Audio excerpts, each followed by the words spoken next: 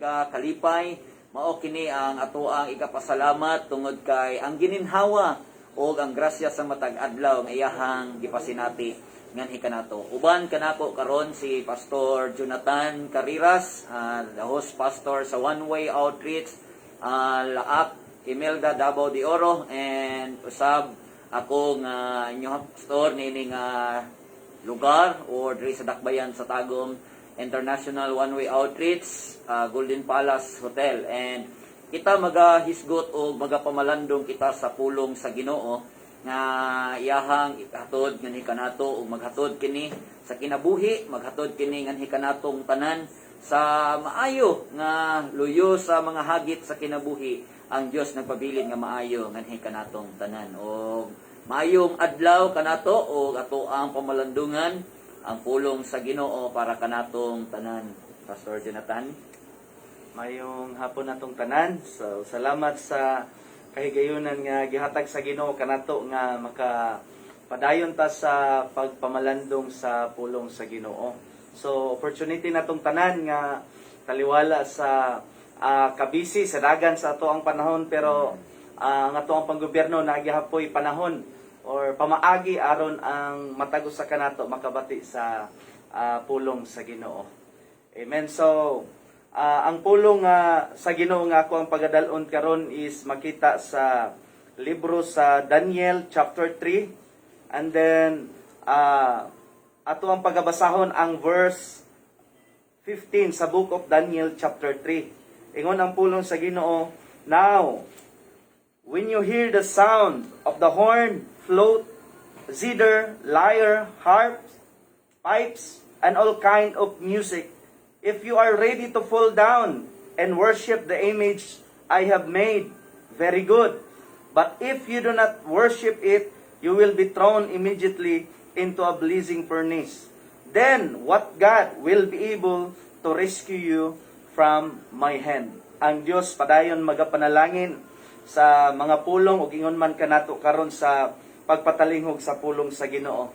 Now kining libro sa Daniel chapter 3 mga igso, nagahisgot kini siya mahitungod sa tulo ka higala ni Daniel, which is si Shadrach, Meshach, and Abednego. So niini nga time naa sila sa Babylon under the leadership of King Nebuchadnezzar. Onya kung atong tan-awon kining whole nga chapter sa Daniel chapter 3 atong makita nga dunay sugo or dunay command sa hari nga diin kinahanglan ang mga katawhan no nga makadungog sa kining sounds, mga sound nga iyahang gipabuhat, gikinahanglan nga ang makadungog niini muyukbo sa image or statwa nga iyahang gipabuhat. And then atong makita nga kining tulo ka higala ni Daniel, si Shadrach, Meshach ug Abednego, midumili gayud kini sila pagbuhat. No, midumili sila sa pagbuhat. Mao na nga nakadesisyon ang hari nga ipatubang sila ngadto sa hari si Shadrach, Meshach ug si Abednego. Mao na in verse 15 sa atong gibasa kaganina, dunay gitawag nato diri nga kanabitang challenge or pagsulay sa ilahang pagtuo sa Ginoo. Kung magapabilin ba sila nga matinud-anon or either ilang i-deny ang Ginoo nga ilang gialagaran. So niini nga kahaponon ato ang pagahisgutan ang pulong mahitungod sa the ways in facing challenges, mga pamaagi kung unsaon nato pagatubang ang mga challenges sa kinabuhi, no, sa ato ang kapanahunan karon. Now in verse 8 to verse 12 sa Daniel chapter 3, ato makita diri mga igsoon, nagingon ang pulong sa Ginoo sa verse 8 ngadto sa verse 12. "At the same time, some astrologers came forward and denounced the Jews." Verse 9, "They said to King Nebuchadnezzar, 'O king, live forever. You have issued a decree, O king, that everyone who hears the sound of the horn, the flute, the zither, lyre, harp, pipes, and all kind of music must fall down and worship the image of gold." In verse 11, "And that whoever does not fall down, worship will be thrown into the blazing furnace. Verse 12, but there are some Jews whom you have set over the affairs of the province of Babylon, Shadrach, Meshach, and Abednego, who pay no attention to you, O king. They neither serve your gods nor worship the image of gold you have set up. Now, first, diri mga igsoon, in facing challenges, the ways in facing challenges, first, by being steadfast in your faith. So, kung maghisgot tag being steadfast in your faith, steadfast means firm and unwavering. Amen? Sahay man God sa pag-abot sa mga challenges sa kinabuhi sa tao, usahay dili dayon siya makabarog. No? Dali ra kay siya nga mapukan. But within this verse, within this passage, nga ato ang gibasa karon atong makita nga si Shadrach, Meshach ug Abednego gisumbong sa mga taga Babylon ngadto sila nga hari. But kung imong tan-aw ang ilahang pagtuo, wala gayud kini nausab. Nibarog gayud sila nga ligon sa ilahang pagtuo. That's why kung imong tan-aw kining word nga steadfast, firm and unwavering, meaning wala gyud nausab ang ilahang gibarugan nga pagtuo ngadto sa Ginoo. Amen. So in other words pod means constant or stable. Amen. Stable sila. Bisan pa man sa challenge nga ilahang giatubang mga igsuon, pero wala gyud sila nausab sa ilahang pagtuo, sa ilahang pagsalig ngadto sa Ginoo nga ilahang gialagaran. Amen. That's why usa ka sayings nag-ingon, a steadfast heart does not stray from the path. Ingon pa si Wayne Gerald Trotman nga ang tao nga steadfast sa iyang kasing-kasing dili gyud siya masaag sa iyang pagalaktan. Amen. That's why sa ato ang kinabuhi usab, no, the same is true to us. We need to be steadfast in our faith. Dapat mubarog pud ta nga lig-on sa ato ang pagtuo bisan pa man sa mga challenges nga ato ang ginaatubang karon. So siguro nagtuo ko nga matag usa ka nato na gyud tay mga challenge nga unsa na mga challenge sa ato ang kinabuhi tingali. Siguro mga panginahanglan or unsa ba ang imong ginaatubang karon? Problema ba? Mga pagsulay ba? Ayaw tugutin nga ang mga pagsulay mo'y makapukan sa ato ang pag-alagad sa Ginoo. But we need to be steadfast in our faith, in our service ngadto sa Ginoo. Amen. Nga dili gyud ta mausab ang ato ang pag-alagad sa Ginoo, di natutugutan nga dunay mga butang nga makapahawa kanato or dunay mga butang nga unsa man makapukan sa ato ang pag-alagad sa Ginoo. So we need to be steadfast in our faith. Amen. That's next three second points in verse 13 to verse 15. Niingon ang pulong sa Ginoo sa verse 13. Ingon siya, furious with rage, Nebuchadnezzar summoned Shadrach, Meshach, and Abednego. So these men were brought before the king, and Nebuchadnezzar said to them, Is it true, Shadrach, Meshach, and Abednego, that you do not serve my God or worship the image of gold I have set up? Pangutana sila. No, nga tinuod ba ning sumbong? Tinuod ba ning taho, no? Sa ubang mga tao. In verse 15, now, when you hear the sound of the horn, flute, zither, lyre, harp, pipes, and all kind of music, if you are ready to fall down and worship the image I have made, very good. But if you do not worship, you will be thrown into the blazing furnace. Then what God will be able to rescue you from my hand? Now, ikaduha diya mga igsoon is how to face ways in facing challenges by being true-hearted always to God. When we say true-hearted, meaning you did not change. Wala gyud na usab or di gyud mausab, no? So kung imong tan-awon sa dihang gisumbong sila sa hari, unya ang hari nihatag og chance sa ilaha, pero kung imong tan-awon wa gyud na usab ang ilahang baruganan sa ilang pag-alagad sa Ginoo. Amen ba? So they are being true, no? Matinud-anon gyud sila sa Ginoo. No, they are true to God. True-hearted means faithful. Gisgot gyud tag true-hearted meaning pasabot kini siya nga matinud-anon ta, loyal ta. Amen. Sometimes it is through challenges it is true challenge that our loyalty and faithfulness is being tested. Sahay man God, kining mga challenges, kining mga testing, mao po rin siya ang pag-test kung unsa man loyal ba gyud ta or matinud-anon ba gyud ta diha sa ato ang pag-alagad sa Ginoo. Amen. That's why kung naa may challenges or mga challenge nga maabot sa ato ang kinabuhi, di tangay mabalaka. Amen. Ngano man tungod kay once na uban nato ang Ginoo, wa tay angay kabalaka mga igsoon.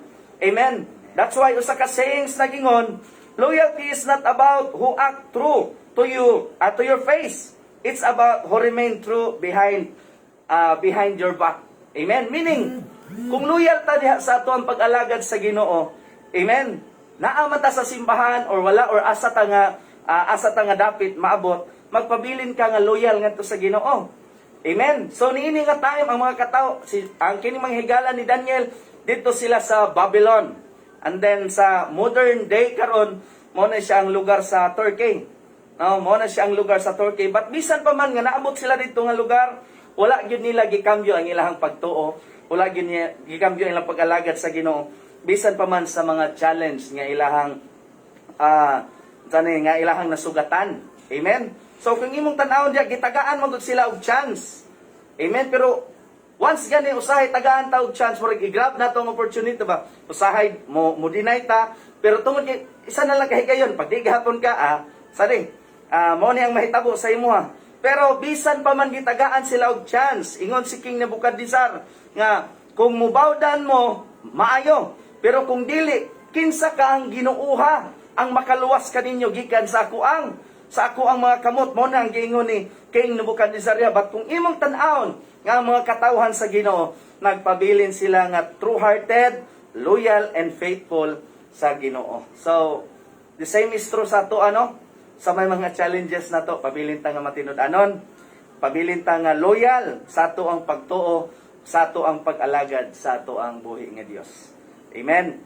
Ayaw tuguti ang challenges mga igsoon nga mo'y makapahilayo kanato sa ato ang pag-alagad sa Ginoo. But himuon nato ni siya nga kanang hagit ba sa ato ang pagtuo nga mulahutay kita sa ato ang pag-alagad sa ato ang buhi nga Dios. Amen. Amen.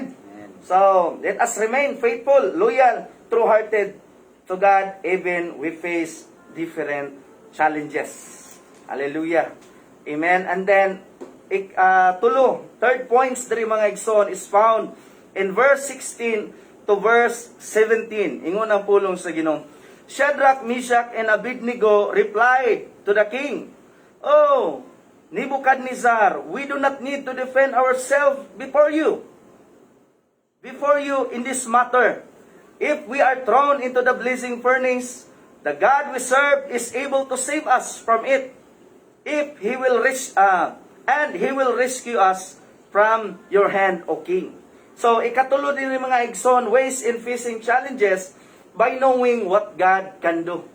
Dapat, kining word nga, knowing means to have a clear perception or understanding. Dapat nakabaluta o klaro ang ato ang pagtuo, klaro ang ato ang paglantaw, pag-ila, kung kinsa ang Ginoo nga ato ang gialagaran. No? Understanding of, be sure or will inform about, meaning, dili ka ignorante. No? Dili ka mahimong ignorante, but, unsa man, nahimo kang duna kay kahibalo, duna kay kaalam, kung kinsa gyud ang Ginoo nga imong gialagaran. Ngano man, ingon siya diri mga igsoon sa verse 17, ingon siya, if we are thrown into the blazing furnace, the God we serve is able to save us from it. Meaning, kabalo sila nga kaya silang luwason sa Ginoo nga ilang gialagaran. Amen. So, in facing challenges, no, dapat nakabalo ta kung unsa boy kayang buhaton sa Ginoo sa ato ang kinabuhi. Amen. So sometimes maabot sa tao nga mapildi sila sa nagkadaiya nga mga challenges sa ilang kinabuhi. Why? Because sometimes kalimot sila nga ang Dios nga tong gialagaran, walay butang nga imposible kaniya.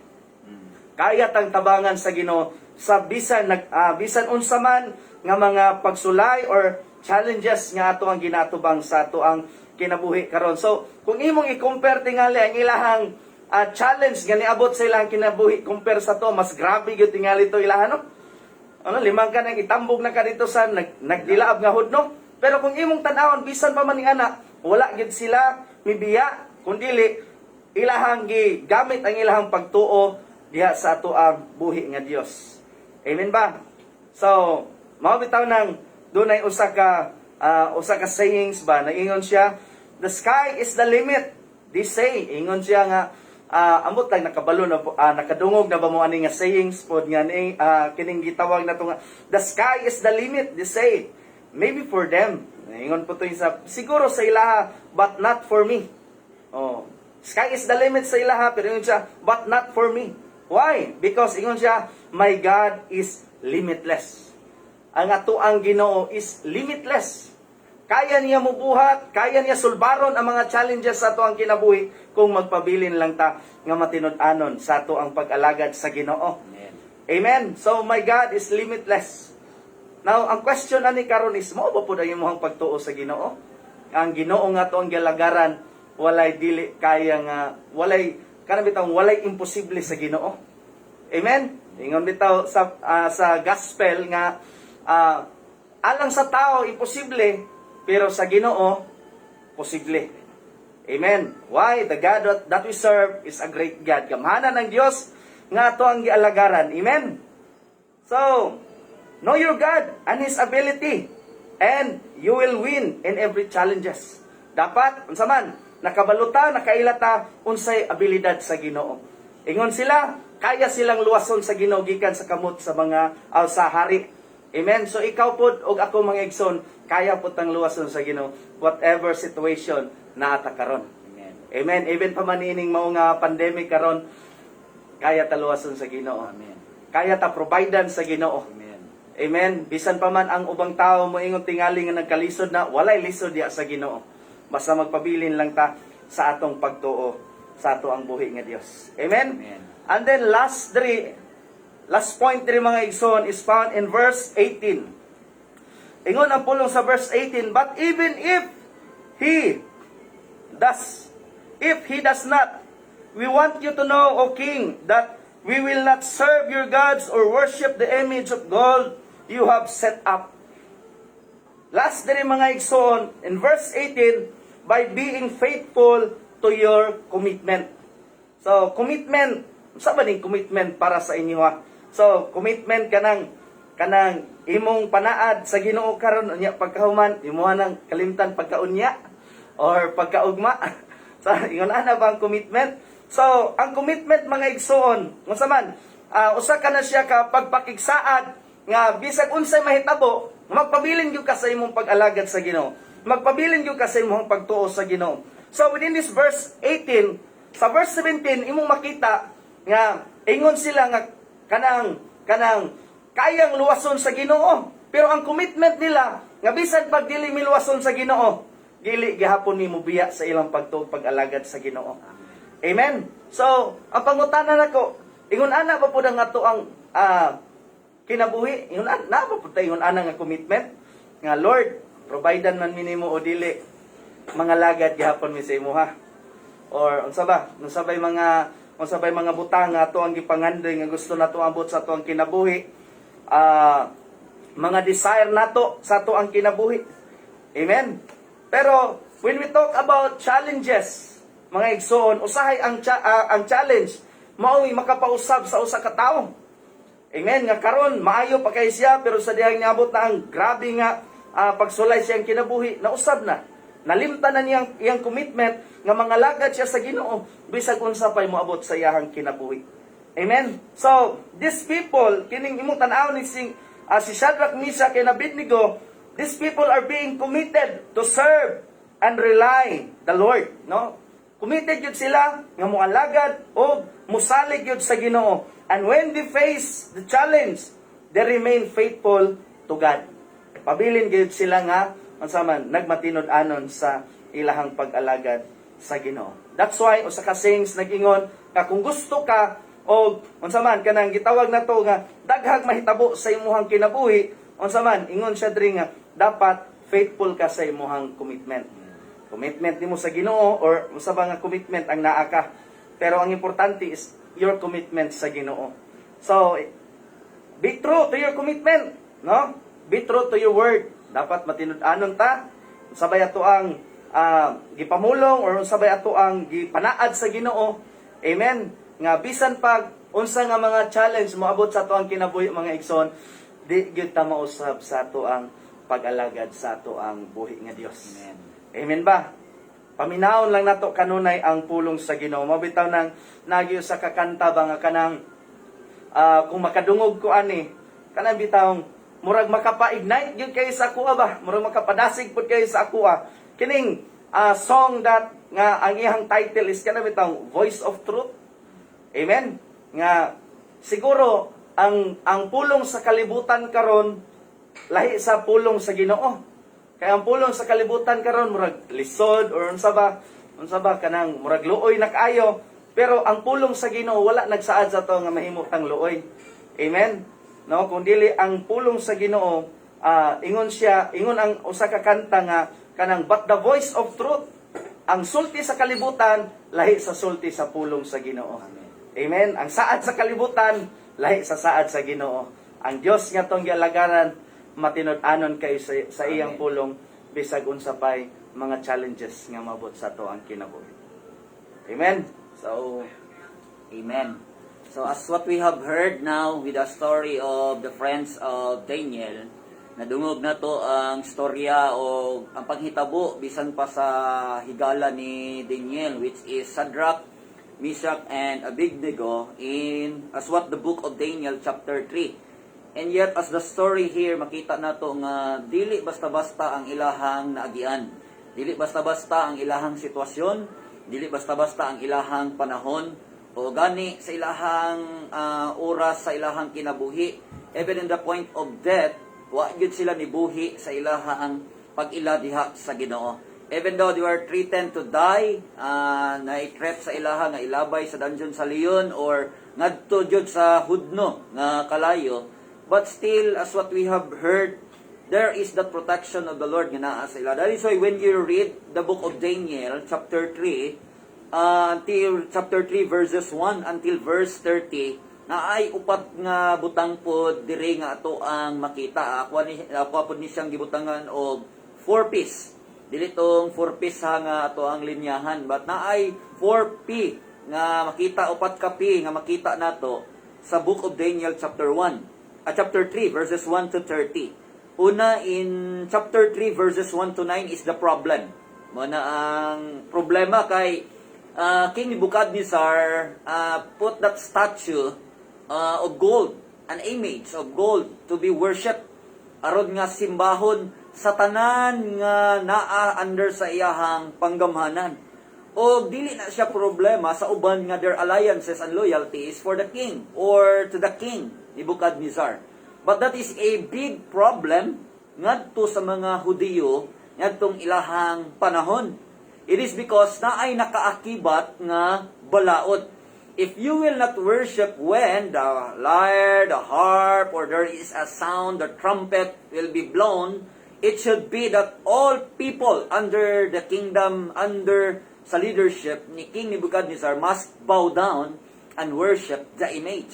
So that is the big problem there. It is because na ay balaod nga gipahimo. Nga if you will not bow down to the image, and then na ay execution nga himuon sa mga mudinay diha kang sa pagsimba or pag-worship kang King Nebuchadnezzar. So that is a problem. Hagit kay na sa ilaha kay nga naman dili lang man kay gi-set up ang image kundi simbahon ang image, the statue of King Nebuchadnezzar. Now the Jews, which is Shadrach, Meshach, and Abednego, and also some they don't want to worship King Nebuchadnezzar. So there will be a threat to the government or to the leadership of King Nebuchadnezzar. So what is the problem? They will be executed. It is because they don't want to worship Nebuchadnezzar. In chapter 3, verse 10 to 19, now the problem, and not just only that is a problem, that the persecution they are facing. Meaning, atubang sila o grabing kasakitan. Anong ingon man ta grabing kasakitan? It is because they will be thrown into the furnace of fire. ilabay sila dito if they will not worship. Gani, still, kung tanawon ninyo, tanawon na ito, murag, grabe gid ng ilahang hiaguman ni ining panahon na. O siguro kung timbangon na to ato ang sitwasyon karon sa pag-alagad, dili pa pud ni siya makahimo nganhi kanato nga maingon tag makaangkon kita sa mga butang nga diin ato ang kuha, sa mga butang nga diin ato ang sabtan, sa mga butang nga diin ato ang nahiaguman. Meaning to say, the truth now here is that in every persecution there is that promises of God. Naagid na nga imo sa Ginoo diha nila. But through this persecution, kasakitan nga gani gihimo diha sa ilahan hitabuan nila, dili basta-basta. O gani usa ka na kahagit sa ilahang panahon. Now here in chapter 19 to chapter 3 verse 19 to 27, here comes now the protection of God. From problem to persecution to protection of God. Dahil giingon diri, and in chapter 27, and the satraps, perfect governors, and royal advisors crowded around them. They saw that the fire had not harmed their bodies, nor was a hair of their heads, seeing their robes were not scorched, and there was no smell of fire on them. Meaning to say, wala gay bisag baho sa kalayo, nga nahiagom diha kanila, bisan gani ang ilahang mga suot, bisan gani ang ilahan, wa gyud na nimaho. Meaning to say, there comes now the protection of God amidst of the persecution and the problem. Grabe nga problema, grabe nga hagit, but here comes now the protection of God given to them. Gipakita sa Ginoo ang protection nga to kanila. It is because even to the point of death, they will still remain faithful, loyal, and committed to their service to God. So that is the protection of the Lord, which is found in chapter 3 verse 19 to 27. And here comes now chapter 3 verse 28 to 30, promotion. Ikaupat nga una, problem, persecution, protection, and promotion. Why? In verse 30, giingon diri, then the king promoted Shadrach, Meshach, and Abednego in the province of Babylon. Wow! Luyo sa ilahang nihaguman, luyo sa ilahang gihimo, and they are still faithful in their service to God, not to the image of King Nebuchadnezzar. Then here comes now, even the king promoted, iyahang gi-promote ang katawhan sa Ginoo. Meaning to say, amidst of every challenges sa kinabuhi, as long as we remain faithful to God, even those enemies, even those katong mga nakita na to nga kaaway niadtong panahon, gamiton sa Ginoo aron mahimong panalangin diha nimo. Amen. Usa siya kadako nga butang, even the story, we can read that one, even the story of Joseph. Joseph was sold, Joseph was treated and killed by his brothers, and Joseph also, amidst of that still, kaya himuon sa Ginoo ang pagpanalangin, bisan pa sa lugar nga diin dili maayo, o gani bisan sa sitwasyon nga dili maayo, kaya ipakita sa Ginoo ang iyang grasya o panalangin sa tuong matag usa ka kinabuhi.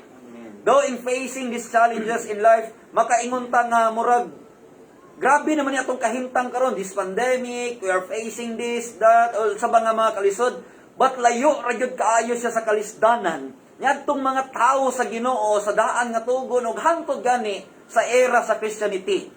I've studied about the church of Smyrna, and when I look the church of Smyrna, the more they were persecuted, the more sila gisakit, nahimo hinon silang humot at tubangan sa Ginoo. Naay kalisdanan nga ilahang nadawat, siguro makaingon ta nga kitapod naglisod ta karon, but when I've read the history, nakaingon ko nga perti ra man dayong layuas ato ang kasakitan o kalisdanan karon. Siguro before their cry is, Lord, balik na. Lord, ingon ani na, even to the point of death, Christians martyred because of the emperor sa Rome. Nakaingon ko nga, they were facing the challenges, persecution, mga problema nga hagit sa ilang pagkakristohan, but wala yun nila gibiyaan ang ilahang pagtuo diha sa Ginoo. And one thing, kung tanawon nimo from that 10 emperor, from Nero, Domitian, Maximus, Christian, Trajan, kana sila nga mga emperor, naa sila yung mga contribution sa persecution sa mga Christians before in the New Testament. When I read the history, nakita na ko, dili basta-basta ang kasakitan sa Kristohanon. Some of them are beheaded, gilungguan og liog. Some of them was thrown to the den of lion. Some of them, they put in an arena sa room para kaunon sa mga leon. If you are a Christian, you will be executed and you will be persecuted. Kung Kristohanon ka during that time, if you believe in the Lord Jesus Christ, if dili ka mo worship sa emperor, and then you will be thrown and you will be executed. Dili na pag basta-basta. Christians before, are gihimo silang fire or torch sa room. Dauban sila, igaid sila, lungguan sila gliog, ibitay sila sa ilahang pagkakristohanon. O gani, one thing there which I really like, the Bishop of Smyrna, the Bishop Polycarp, which is si Polycarp, when he was going to be executed, then the emperor asked him, one of the emperor, na you need to, dapat imuhang dumilian ang imuhang Ginoo. But what is the answer of Polycarp?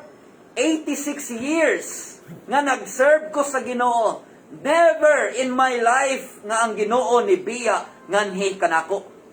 Ang Ginoo nag-uban ug wa ko'y nakita nga kasalanan diha sa Ginoo nga iyahang gihimo 86 years. And here comes now the fire. Paingon siya ngadto i-execute sa kalayo. Paingon siya dauban, paingon siya dunggabon, paingon siya patyon. And the answer of Polycarp, you will not be threatened, according to Polycarp, you will threaten me with fire, that it will not last, and after that, mabugnaw ra siya dayon. That is the answer of Polycarp. You will be threaten me with fire. Nga kanang kalayo, mawala ra na siya makadiyot. And here comes now the judgment of God for the wicked, that fire which is everlasting. Na ay kalayo nga everlasting, dili gid matapos nga kalayo. So what are you waiting for? Do it. Wow, grabe nga istorya ni Polycarp. Unsa pa man imuhang dugayan dira, buhata na kung gusto nimo na himuon ngan hinako.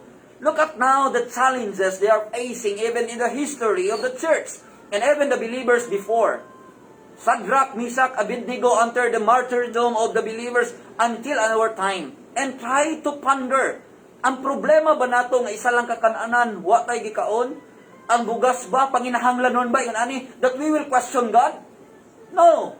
Kundili, usa ka butang, ang pinaka-the best dira, nga luyo ni ining tanan, makita gihapon na to, ang grasya, pabor sa Ginoo, nga bisang naang kalistanan, buhi ka, naginhawa ka, maayo ka glawas, bisag kulang o kaon, pero maayo glawas, that is the favor of God. That is why makaingon tanan, we cannot question God even in our time. Ang pandemic, grabe namang lisuda ani. No. Perting layua sa mga tao nga nahitabo sa una. And that is their cry. Lord, baytag balik na ka, Lord. Balik na kay grabe naman ni kalisod. And now, the word of the Lord, ang pulong sa Ginoo, naghatag nganhi kanato sa pagdasig. That in facing these challenges in life, there is the faithful God nga magpabilin, nga mag-uban nganhi kanato, and that is the promises of God that we need to hold on. Muna to ang gunitan nga saad sa Ginoo nga giingon niya, I will not leave you nor forsake you.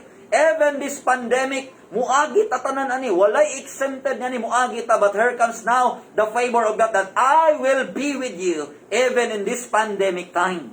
Wow, kana ang pinakalami nga saad sa Ginoo nganhi kanato. We will remain faithful. Dili na to na makambyo ang Ginoo tungod lang sa 5 pesos. Ikambyo na to ang Ginoo sa sabaw. We will compromise sa kalibutan now.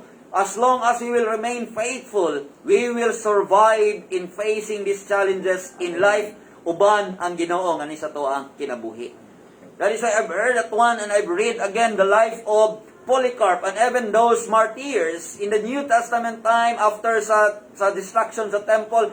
Hantod nga ang mga emperor nabot even Nero na sige himo pod sa mga Christians before. And one thing there, once I read that one, nakita nako nga wa gyoy ni buhi nila sa ilahang pagtuod diha sa Ginoo. Mga lagad og ilhon namo ang Ginoo bisan nga ipaingon na sila sa kamatayon. Das makahimo bata ni ana usab that even this pandemic time naa gihapon ang Ginoo uban nganhi kanato. Just hold on to the promises of God. Ayaw padala kung unsa ang kalisdanan man sa kalibutan, kay lahi ang Dios atong gialagaran. Naa siya mag-uban bisan sa kalisdanan. He is with Joseph during the time when Joseph was sold by his brother. Naa siya nag-uban kang Joshua, even the time Joshua, the one who leads the Israelites into the wilderness, and even ngadto sa land of promise. And here comes now the people of God in the New Testament, and even Paul, and some until this time. Ang Ginoo nga tuang gialagaran, wa gyud nagpasagad nganhi sa tuang matag usa ka kinabuhi. This pandemic nakahimo sa tuang nga nanagko ato ang lawas, that is the favor of God. Giin makaingon ta murag lisod man kayo, murag higpit man ganay. No. As long as you know your purpose, as long as you know your status in your service to God, sa pag-alagad nimo sa Ginoo, you will enjoy and you will see how the move of God and the power of God being displayed amidst of this chaotic, amidst of this problem, amidst of these challenges in life. You will see the power and the hands of God nagapamuhat amidst sa kalisdanan. That is the best thing nga tuang masulti. Ang Dios nga to ang gialagaran, maayo kayo siya nga Dios, matinud-anon siya nga Dios, og siya nga Dios nga tuang gisimba, dili gyud mo pasagad diha sa iyahang katawhan. That is why for us, naaman tayo nagkalain-lain nga hagit sa kinabuhi. Siguro ang lahi-lahi tao giagian sa kinabuhi, and sometimes baka ingon ta, dugay naman ko nangalagan, ingon ani manggihapon ang haguman. No, still just hold on.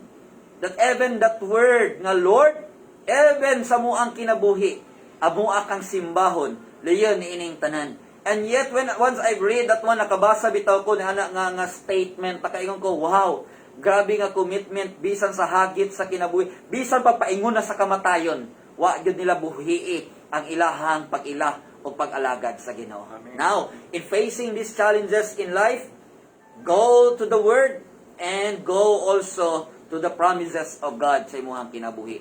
There are a lot of promises given by God. Even sa iyahang pulong, daghan kayong mga saad. O pila ba ka mga saad ang imuhang gikuptan nga gihimo sa Ginoo, kita din mo. That is why, para sa tua mga kaigsuunan ko diha kang Kristo, luyo sa tuang ginaatubang nga mga hagit sa problema, itugyan sa Ginoo, ang Ginoo mag-uban nganhi sa tuang matag usa ka kinabuhi. Gani iyahang giubanan sila sa una, o karon pod mao sa gihapon sa nga Ginoo nga mag-uban nganhi kanato. When Shadrach, Meshach, and Abednego naghold sila sa saad sa Ginoo, bisan gani sa ilahang kinabuhi, still nagpakita ang Ginoo, nag-display sa iyahang gahom. Kaya ipakita sa Ginoo, bisan sa dili maayo nga sitwasyon, the atmosphere will be changed. It is because of the presence of God. Amen. So once you are in the presence of God, kalinaw, kalipay, kadagaya, pabor, protection, it is because we are staying in the presence of God. Bisag unsa nagahitabo sa wala tuo sa tong luyo sa tong atubangan, still just stay in the presence of God, and you will experience the goodness and you will experience the love of God diha sa imuhang kinabuhi. Even for us karon, this is my prayer and this is our declaration sa lain-lain nga iglesia, lain-lain nga katawhan karon ato mga kaigsuonan nga naa sa palengke, naa sa trabahuan, bisag unsay ginahimo. If you are the one nga naay ginaatubang karon, give it to the Lord. Ihatag sa Ginoo. And in facing these challenges in life, what are we going to do? Is that to give our total faithfulness in our service to God and our commitment also in serving to Him and worship the Lord. Because if you will worship the Lord, and then everything will go through and it will be changed. Muna nga, amidst of kanang dili na maayong atmosphere, just go in the presence of God.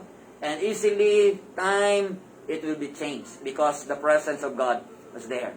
Muna siya ang pinakalami nga dagan sa kinabuhi, sa dihang naa kita sa presensya sa Ginoo. Muna ako ang hagit sa kanunay, even my people, when you are down, sa dihang you are down, you feel discouraged, nya pressure, or any kanang maingon ka nga guba na gyud kayo mga kinabuhi. Go back to that old song nga mutisok sa imong kasing-kasing. Kitang tanan natay isa ka kanta nga every time madungog na to ni mauli ang ato ang commitment diha sa Ginoo. That is why when in facing problems and challenges, go back to that old song you like. Kanang imuhang ganahan nga kanta ba?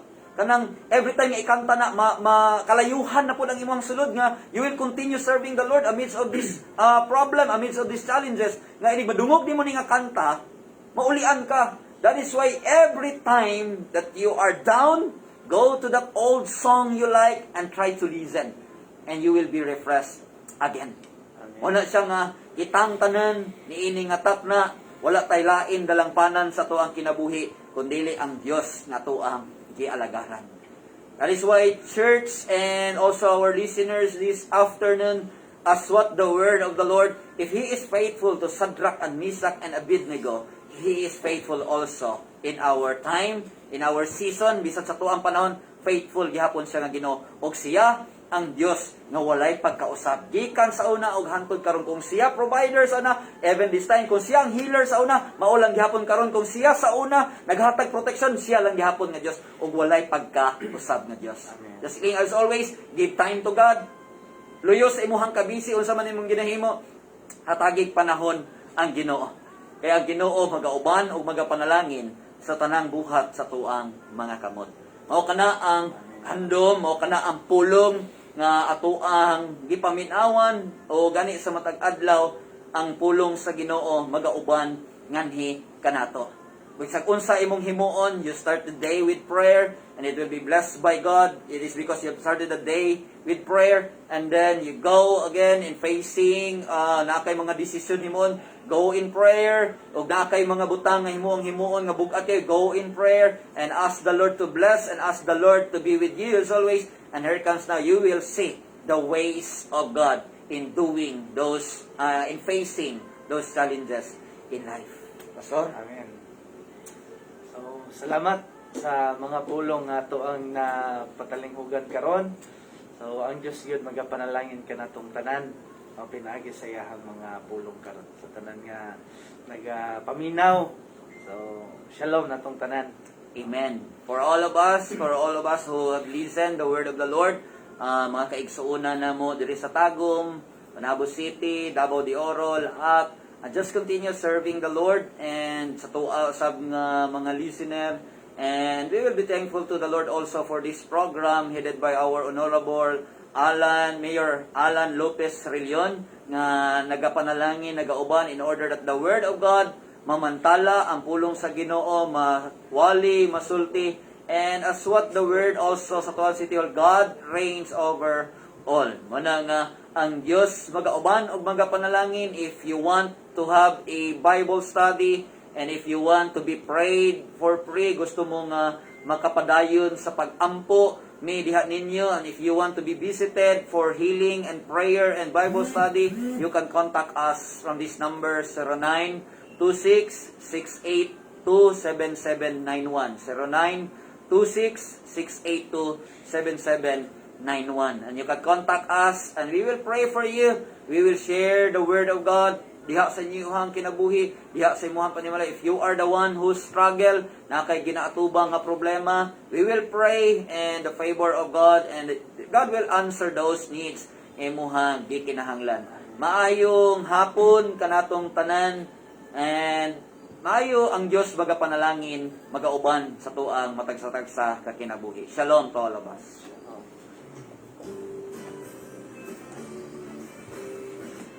Thank you sa pagpaminaw. Thank you. Done.